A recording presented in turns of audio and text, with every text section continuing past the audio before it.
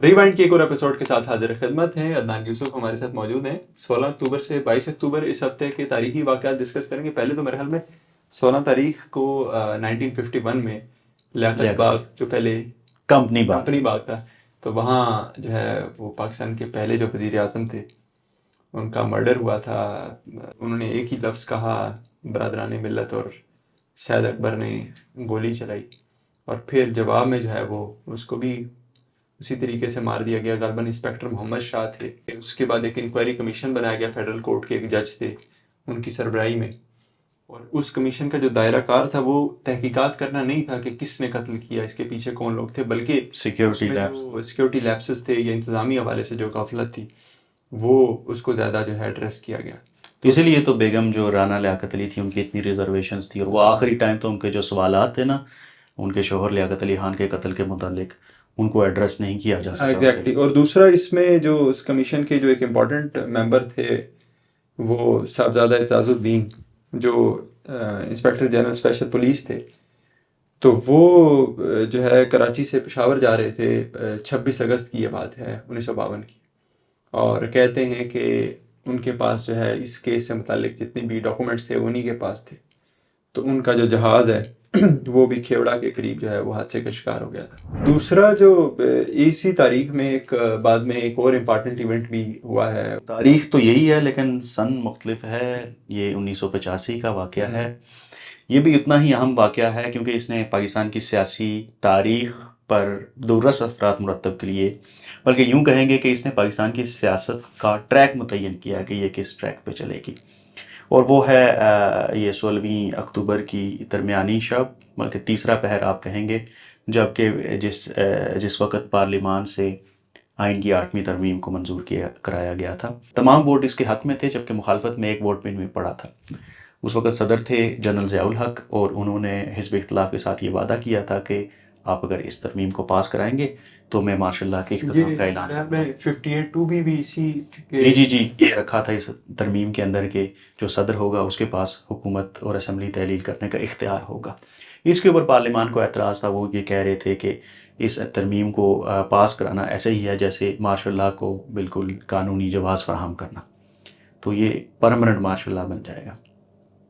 लेकिन फिर एमएनएस के अकाउंट में पैसे ट्रांसफ़र हुए, रातों रात पैसे ट्रांसफ़र हुए, और फिर लालच दी गई कि मार्शल लॉ का इख्तिताम किया जाएगा। करते करते वज़ीर कानून थे उस वक़्त इकबाल अहमद साहब, उन्होंने बिल पेश किया असम्बली में, लेकिन एजेंडा जो था असम्बली इजलास का जो एजेंडा था उसमें इस बिल का ज़िक्र ही नहीं था। मुसवदा पेश हुआ, एन मौके पे पेश हुआ, फिर पार्लिमान ने एतराज़ किया, हिज़्ब इख्तिलाफ ने। तो जब बहसा बहसी हुई तो उस वक़्त 20 दिन के लिए इजलास मुलतवी कर दिया गया। 20 दिन के दौरान जनरल साहब लॉबिंग करते रहे। जनरल ज़ियाउल हक उनको मिले, हिज़्ब इख्तिलाफ के जो रहनुमा थे, कायदे हिज़्ब इख्तिलाफ सैफुल्लाह खान, उनसे भी मिले, मुलाकात की और उनको यकीन दहानी कराई कि मैं मार्शल लॉ का इख्तिताम करूँगा उसके बाद। खैर इनके दरमियान जब डील तय हुई, दोबारा फिर असम्बली का इजलास आया, तो जो बातें तय हुई थी हिज़्ब इख्तिलाफ, कायदे हिज़्ब इख्तिलाफ और जनरल ज़िया के दरमियान, वो मसवदा में शामिल नहीं की गई थी। उस वक़्त फिर तूल पकड़ी। इजलास 11 बज गए रात के 16 अक्टूबर को, लेकिन दरमियान में कोई बातचीत तय ना हुई। और उस वक़्त जनरल साहब ने कहा कि उन्होंने पैगाम भिजवाया कि अगर ये मंजूर ना हुआ, आज आइनी तरमीम पास ना हुई, तो नताइज के ज़िम्मेदार तुम लोग खुद होगे। फिर उस वक़्त जो नेगोशिएशन हुई उसमें के दौरान ये बात की गई कि जो असम्बली का तहलील करने का इख्तियार होगा वो सदर के पास होगा, लेकिन अदलिया को उसके ऊपर नज़रसानी की इजाज़त होगी। गैर मशरूत यानी इख्तियार नहीं दिया गया सदर को।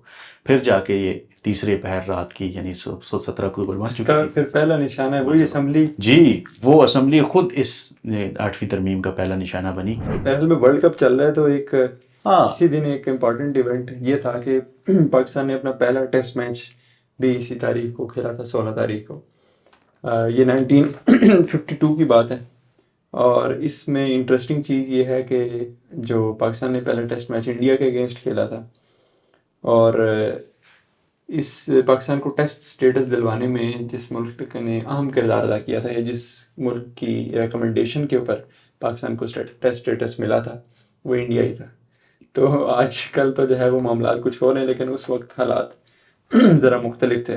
17 तारीख को मैं ये देख रहा हूँ कि 1969 में पाकिस्तान में जो है वो एक जी जी जी, वो फिल्म फिल्म रिलीज हुई थी जरका, ये डायमंड जुबली फिल्म है जी, अच्छा, खाली फिल्म नहीं है, डायमंड क्योंकि जुबली इसने क्या होती है, जरा अगर कुछ लोगों डायमंड जुबली ये होती है कि जो फिल्म एक किसी एक सिनेमा में ना 100 हफ्ते पूरे करे, वो अच्छा डायमंड जुबली। 100 वीक्स जो पूरे हाँ, करने 100 वीक्स, लगी और रहे। इसने 102 पूरे किए थे। अच्छा ओके। ये जब 17 अक्टूबर को रिलीज हुई, तो ये फिर 102 हफ्ते लगातार सिनेमा की पाकिस्तान की जीनत बनी पहली रही। डायमंड जुबली जी, है। पहली डायमंड जुबली ओके उर्दू की।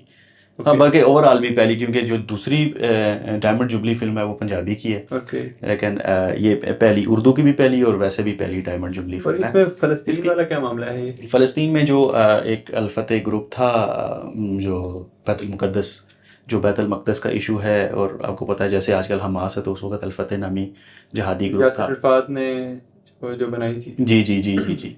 और उसकी कहानी के ऊपर है, फ़र्ज़ी किस्सा बनाया हुआ है जिसको फ़िल्मी कहानी की शक्ल दी गई भी है फिर। और उसमें ये था कि ये रियाज शाहिद ने की हदायतकारी में बनी।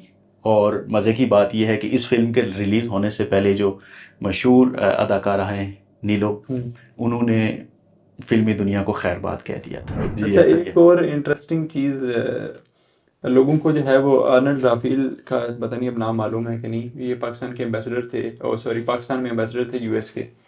तो इनकी अपॉइंटमेंट अनाउंस की थी यूएस गवर्नमेंट ने 1986 में। और फिर जो है, और ये एक्चुअली वही अमेरिकी सफ़ीर थे जो जनरल ज़ियाउल हक के साथ उस जहाज़ में सवार थे जो कि बहावलपुर में फट गया था। बल्ली का बकरा। हाँ, और अच्छा, ये आर्मिन राफेल को शायद लोग ऐसे ना जानते हों, लेकिन इनकी अहलिया हैं राबन राफेल, उनको ज़रूर जानते होंगे। जी जी जी। और ये वही हैं जो पिछले साल जब इमरान खान के साथ उनकी मुलाकातें हुई, तो उस वक्त इमरान खान ने ये बयानिया बनाया हुआ था कि गैर मुल्की साजिश के ज़रिए से मुझे निकाला गया। तो फिर उस वक्त जो उनके मुखालफिन हैं उन्होंने बड़ा कैश कराया था।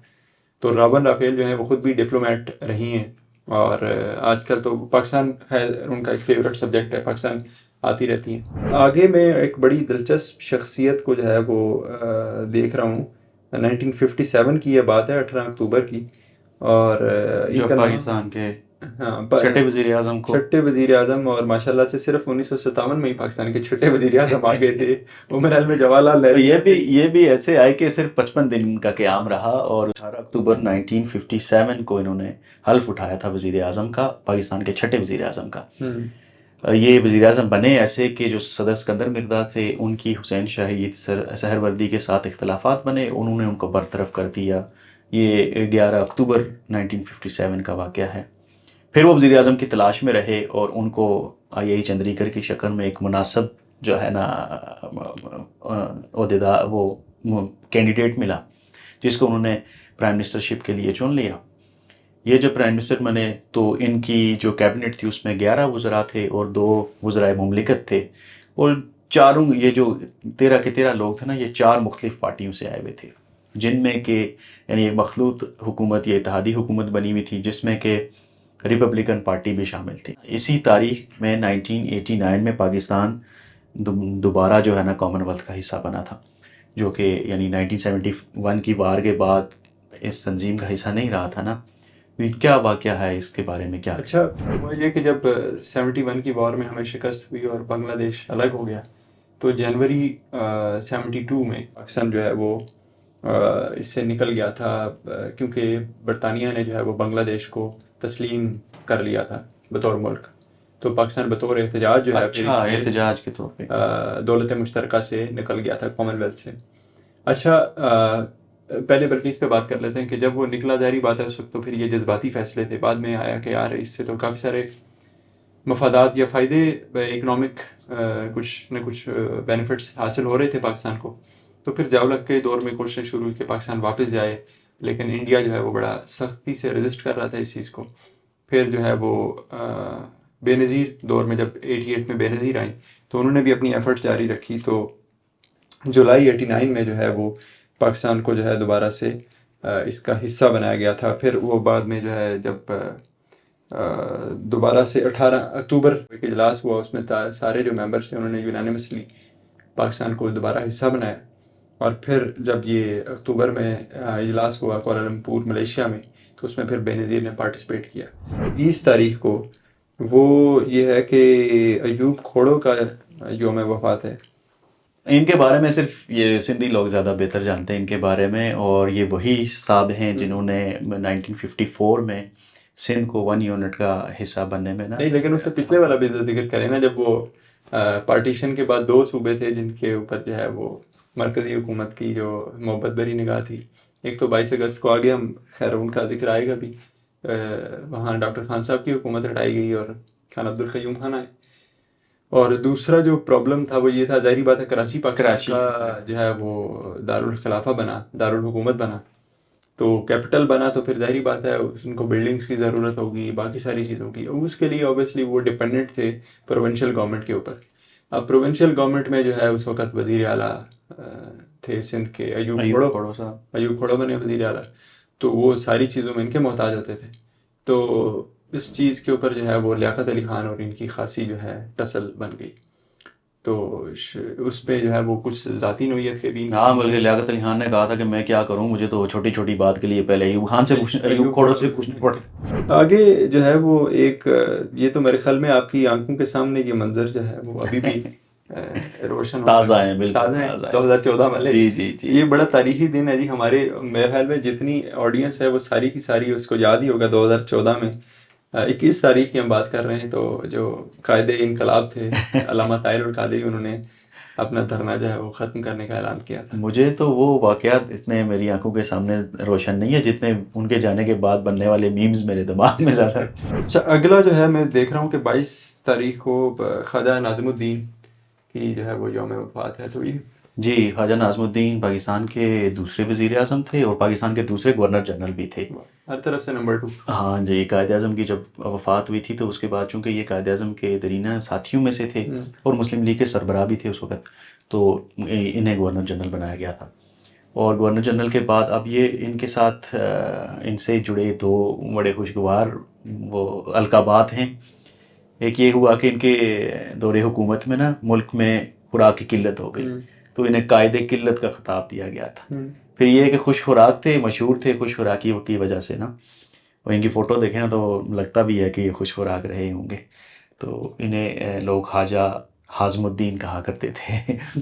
इसी तारीख में 81 में जो है वो बड़े मशहूर, अब पता नहीं लोगों की यादाश्त से महव हो गए, खान अब्दुल क़य्यूम खान, उनका इस्लामाबाद में इंतकाल हुआ था। चित्राल में ये पैदा हुए थे, कश्मीरी नस्ल थे, इसलिए जो पख्तून है वो इनको बड़ा जो है नफरत की निगाह से देखते हैं। असल में हुआ ये था कि पाकिस्तान बनने के तकरीबन एक हफ्ते बाद ही 22 अगस्त को, ये वही तो नहीं है जिनकी हुकूमत की कुर्बानी लगी थी? नहीं, डॉक्टर खान साहब की हुकूमत की कुर्बानी लगा के तो इनको जो है वो ये उनके जगह आए थे, बनाया गया था। फिर जो है वो उसके बाद ये 1953 तक रहे। इनके दौर में जो है वो, बल्कि इन्होंने मुस्लिम लीग क़य्यूम भी बनाई थी, कुछ थोड़ी बहुत पॉपुलर भी हुई, लेकिन वो 77 में जब ये इलेक्शन और इनकी पार्टी हार गई, उसके बाद फिर ये सियासत से अलग हो गए और 81 में इनके यहीं इस्लामाबाद में वफ़ात हुई। तो अब बहरहाल इस पे मेरे ख्याल में आज हम इसको कंक्लूड करते हैं। नेक्स्ट वीक में मज़ीद जो क्या तारीख़ी वाक़यात हम पेश आए हैं उनके साथ हाजिर होंगे। इजाज़त दीजिए।